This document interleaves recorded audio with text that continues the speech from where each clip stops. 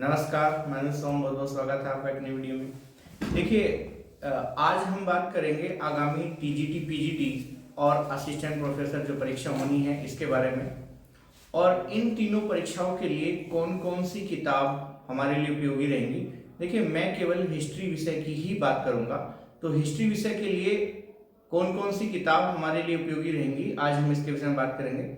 सबसे पहले मैं बात करता हूँ टीजीटी एग्जाम के लिए।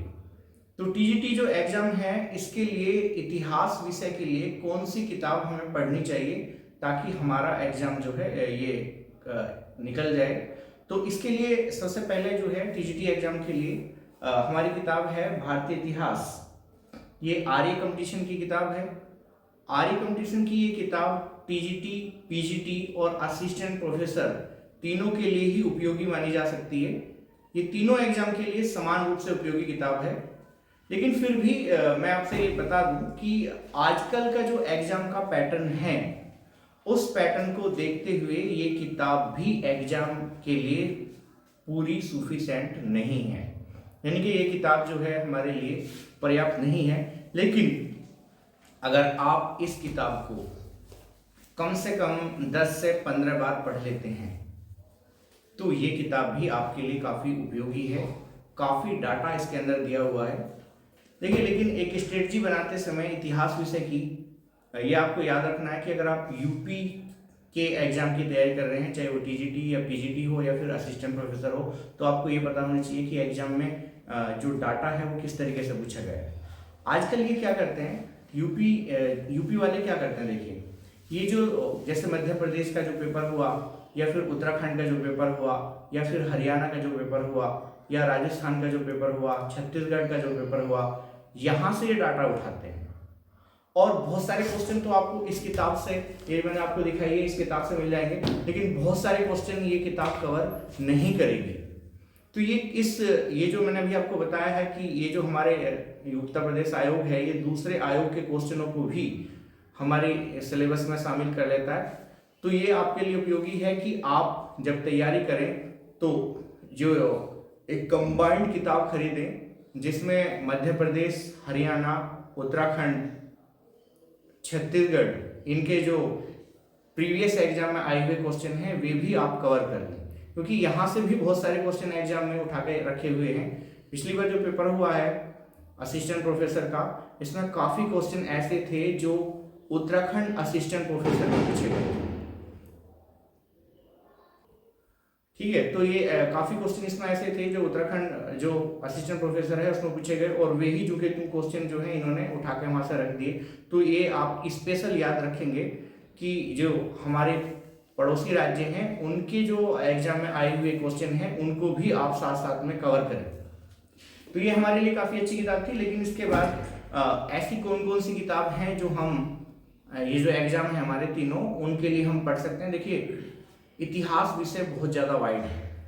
बहुत ज़्यादा वाइड होने के कारण आजकल एक किताब हमारे लिए पर्याप्त नहीं है, तो अलग अलग किताब हमें पढ़नी पड़ती हैं। लेकिन फिर भी मैं आपको बहुत सारी किताब के माध्यम से आपको बताऊंगा कि किन किन किताबों के माध्यम से हमें क्या क्या डाटा मिल सकता है। देखिए, ये सबसे प्रचलित किताब है 3, ये आप सभी जानते भी होंगे। ये किताब है एस.के. पांडे। एस.के. पांडे आधुनिक भारत, ये एस.के. पांडे आधुनिक भारत है, ये एस.के. पांडे मध्यकालीन भारत है, और ये एस.के. पांडे प्राचीन भारत है। तो ये 3 किताब हैं। ये भी हमारे लिए तीनों जो एग्जाम है हमारे इनके लिए उपयोगी हैं। लेकिन है क्या, जैसे मैं आधुनिक भारत की बात करूं तो पहले किताब जो है काफ़ी अच्छी थी, लेकिन अब आगामी जो एग्जाम है या जो एग्जाम का पैटर्न है उसको अगर हम देखेंगे तो इस किताब से सारे क्वेश्चन कवर नहीं होते। ये किताब काफ़ी अच्छी है। अगर आपने अभी शुरुआत की है तो आप लैंग्वेज समझने के लिए इस किताब का इस्तेमाल कर सकते हैं। ये किताब काफ़ी सरल लैंग्वेज में लिखी गई है, बहुत आसानी से ये आपके याद हो सकती है। लेकिन ये याद रहे कि ये किताब वर्तमान के एग्जाम के लिए अब पर्याप्त नहीं है। लेकिन हाँ, अगर आप शुरुआत कर रहे हैं तो शुरुआत के लिए आपके लिए किताब काफ़ी उपयोगी रहेगी, एस.के. पांडे। ठीक है, इसके बाद इसी के साथ एक किताब आती थी एस.के. गुप्ता। देखिए, इस पे जिला चढ़ी हुई है, लेकिन मैं नाम बता दूं, ये किताब जो है शारदा पुस्तक भवन, शारदा पुस्तक भवन की किताब है। और किताब जो है एस.के. गुप्ता आधुनिक भारत है। एस.के. गुप्ता आधुनिक भारत में काफी अच्छे फैक्ट डाले हुए थे, हालांकि कुछ कमियां भी इस किताब के अंदर हैं, लेकिन ये किताब जो है आज भी काफी उपयोगी है। एस.के. पांडे और एस.के. गुप्ता की अगर हम बात करेंगे तो लगभग डाटा समान है दोनों किताबों में, लेकिन फिर भी अगर दोनों की कंपेयर करेंगे, ज्यादा फैक्ट किसमें डाले हुए हैं तो एस.के. गुप्ता के अंदर काफी ज्यादा फैक्ट डाले हुए हैं कंपेयर टू एस.के. पांडे से।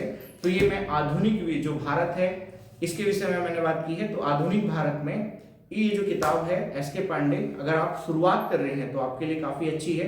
हालांकि मैंने अभी जैसा बताया है कि ये किताब आपके लिए पर्याप्त फुल नहीं है। तो पर्याप्त किताब हमें जो है कौन सी पढ़नी चाहिए फिर आधुनिक भारत के लिए? चलिए देखिए, आधुनिक भारत की जो किताब है हमारी, ये है कलाम पब्लिकेशन की भारत का स्वतंत्रता संग्राम। ये दो किताब हैं, इसकी एक छोटी किताब है और एक ये बड़ी किताब है। तो ये दो किताब हैं जो आधुनिक भारत की हैं। तो ये जो किताब है भारत का स्वतंत्रता संग्राम, इसमें काफी अच्छे फैक्ट डले हुए हैं। अगर आप इस किताब को पढ़ोगे तो जितनी भी फैक्ट हैं वे आपको इस किताब में मिल जाएंगे। ये असिस्टेंट प्रोफेसर के लिए भी समान रूप से उपयोगी है। जिनका आधुनिक विषय से जो असिस्टेंट प्रोफेसर की तैयारी कर रहे हैं उनके लिए किताब काफी अच्छी है। बहुत ज्यादा फैक्ट हैं, लेकिन इस किताब के अंदर एक कमी है कि इस किताब की लैंग्वेज बहुत डिफिकल्ट है और इतने ज्यादा फैक्ट इस किताब में डाले हुए हैं कि ये अगर आप शुरुआत करते हो तो ये किताब आपकी जल्दी से समझ में नहीं आएगी।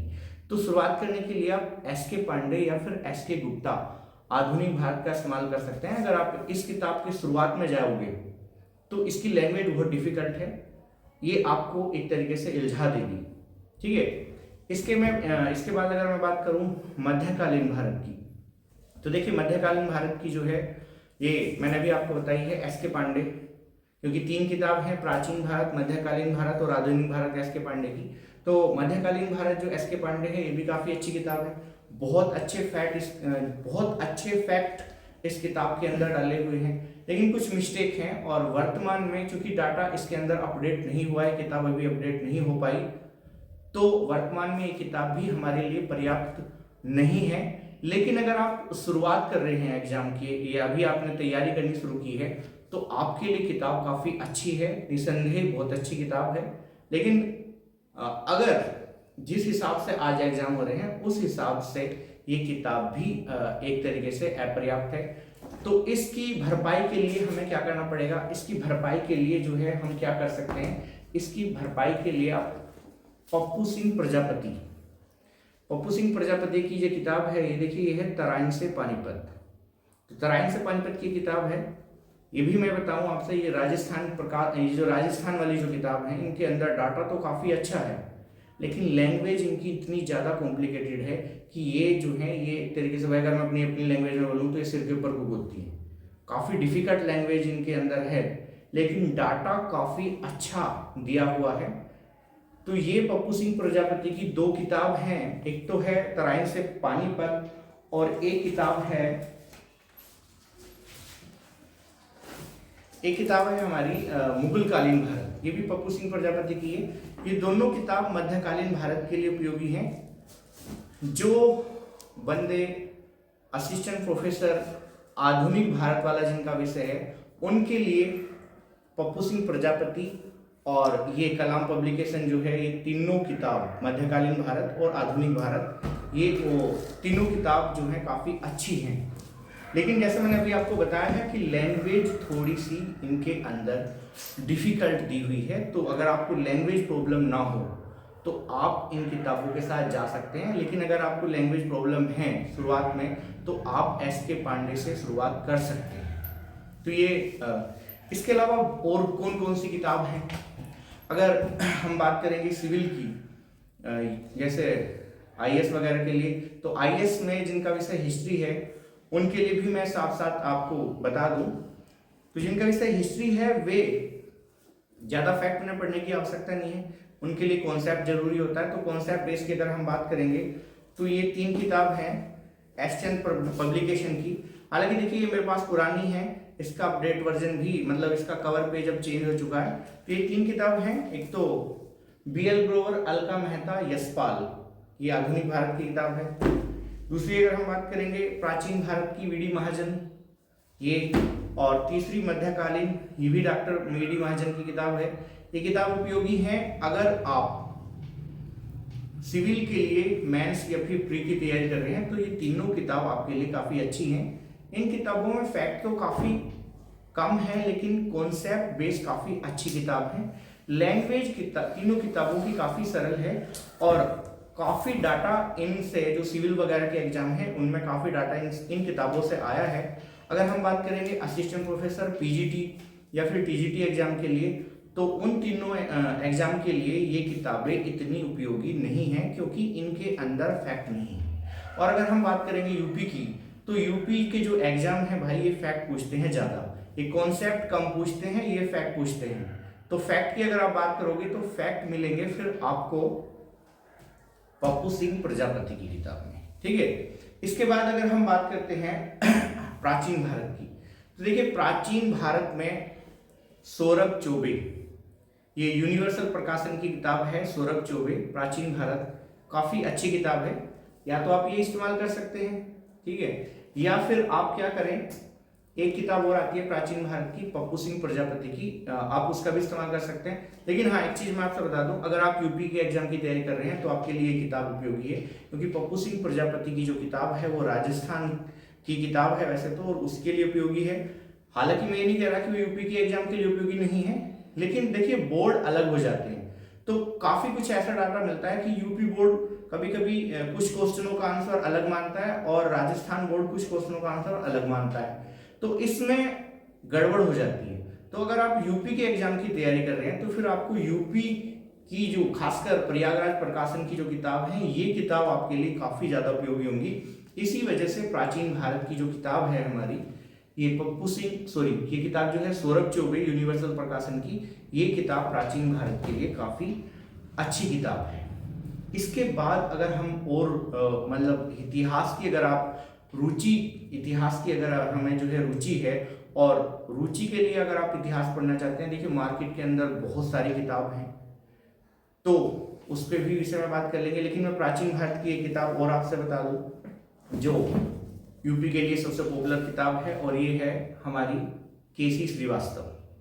तो प्राचीन भारत की सौरभ चौबे और केसी श्रीवास्तव दोनों किताब उपयोगी हैं, लेकिन अगर आप अपडेट की बात करोगे तो सौरभ चौबे ज्यादा अपडेट किताब है कंपेयर टू केसी श्रीवास्तव के। अगर हम इन दोनों में से बेस्ट किताब की अगर बात करोगे कि कौन सी बेस्ट है, देखिए दोनों ही किताब अच्छी हैं, लेकिन अगर आप TGT PGT या असिस्टेंट प्रोफेसर की तैयारी कर रहे हैं तो आपके लिए फिर ये किताब ज्यादा उपयोगी है कंपेयर टू केसी श्रीवास्तव के लिए। ये किताब आपके लिए अच्छी रहेगी प्राचीन भारत के लिए, ठीक है। इसके बाद आधुनिक भारत पे अगर हम बात करते हैं तो आधुनिक भारत की देखिए 2 किताब और है मेरे पास।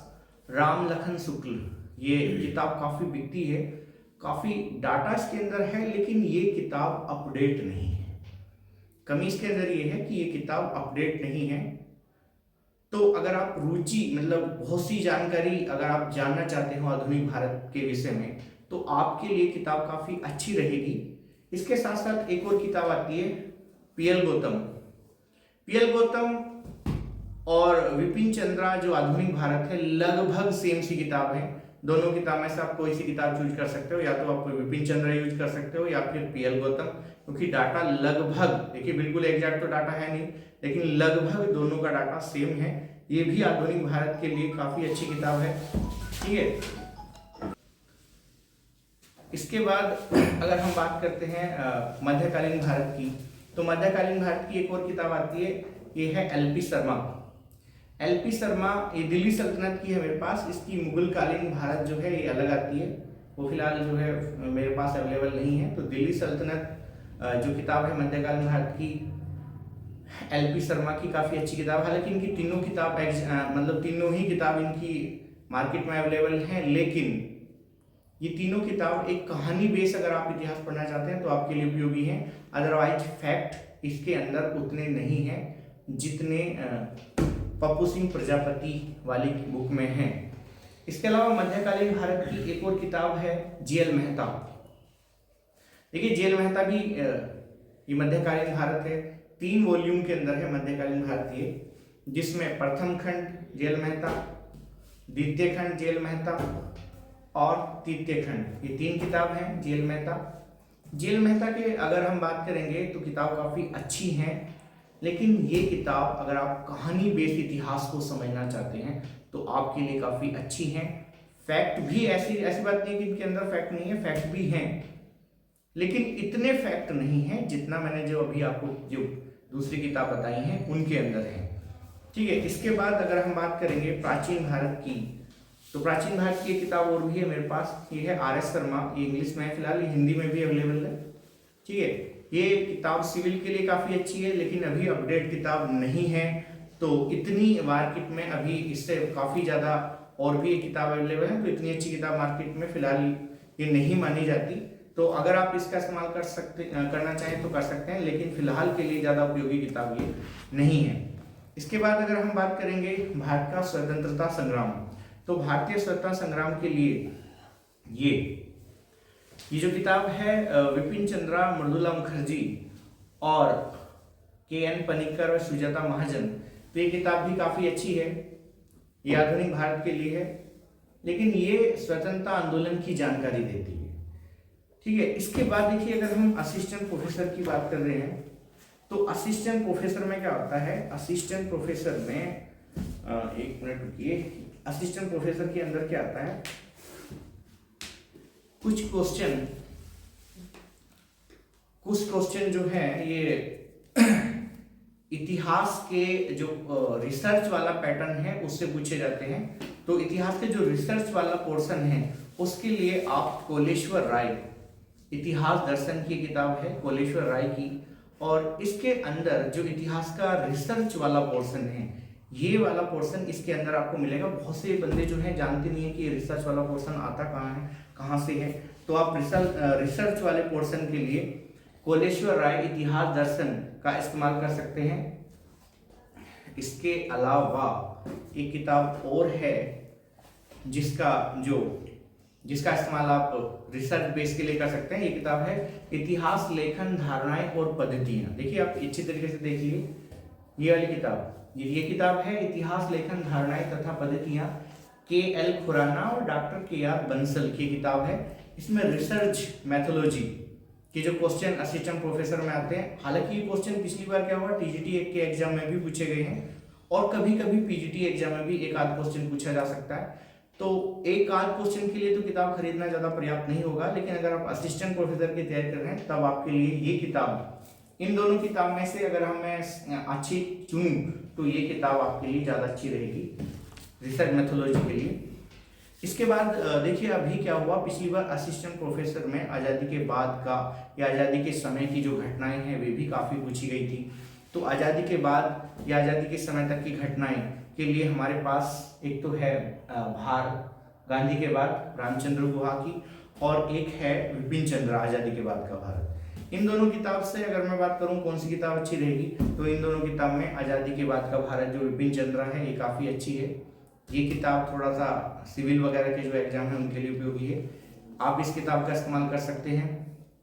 ये किताब असिस्टेंट प्रोफेसर के लिए भी उपयोगी है। एक चीज़ और मैं आपसे बता दूं, देखिए मैं अभी इतना बड़ा यूट्यूबर नहीं हूँ कि मैं जो है इन किताबों का, कहने का मतलब मेरा ये है कि ये मैं बिना स्पॉन्सर के वीडियो बना रहा हूँ, मेरा कोई भी स्पॉन्सरशिप मेरे पास कुछ नहीं है।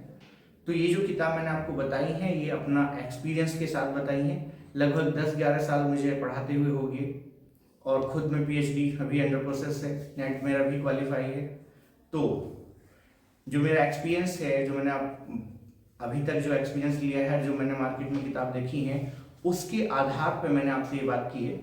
इसके अलावा देखिए शेखर बंदोपाध्याय आधुनिक भारत, ये भी किताब उपयोगी है, और इसके साथ साथ जो है मध्यकालीन भारत की हरिश्चंद्र वर्मा, ये भी किताब अच्छी है, लेकिन ये किताब कहानी के रूप में है।